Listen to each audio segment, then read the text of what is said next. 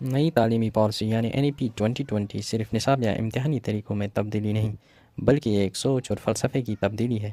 Old policy میں طلبہ کو رٹا لگانے اور مارکس تک محدود کر دیا جاتا تھا، جبکہ NEP 2020 کریٹیوٹی، کریٹیکل تھنکنگ اور پریکٹیکل سکلز کو فروغ دیتی ہے۔ اس میں ملٹی لنگول ایجوکیشن، پیشہ ورانہ تربیت اور طلبہ کی انفرادی صلاحیتوں پر توجہ دی گئی ہے۔ یہ تبدیلی نہ صرف انڈین ایجوکیشن کے مستقبل کو روشن کرتی ہے بلکہ ملک کو ایک علم پر مبنی معاشرے میں تبدیل کرنے کی راہ ہموار کرتی ہے۔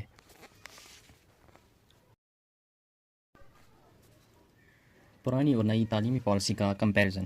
پہلا اسپیکٹ اگر ہم دیکھیں گے، پہلا اسپیکٹ کریکولم یعنی نصاب۔ اولڈ پالیسی میں یہ رٹا سسٹم اور امتحان پر مبنی ہوتا تھا، لیکن NEP 2020 میں یہ سکل بیسڈ ہے، فلیکسیبل ہے اور ہولسٹک ہے۔ دوسرا اسپیکٹ اسٹرکچر۔ اولڈ پالیسی میں 10+2+3، جبکہ NEP 2020 میں 5+3+3+4، جو بچوں کی نشو و نما سے ہم آہنگ ہے۔ Third aspect language of instruction. Old policy میں انگلش، اردو اور ہندی۔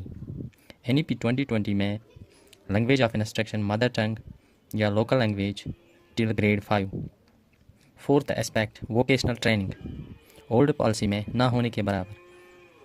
نیو پالیسی میں پہلے سے ہی کلاس 6 سے ہی ووکیشنل ٹریننگ کا تعارف دیا جاتا ہے۔ Fifth aspect focus.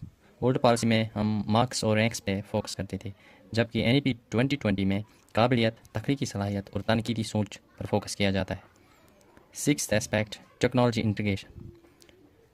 Old policy میں کافی کم ہوتی تھی، نیو پالیسی میں بہت زیادہ ہے، کوڈنگ اور ڈیجیٹل سکلز دیے جاتے ہیں۔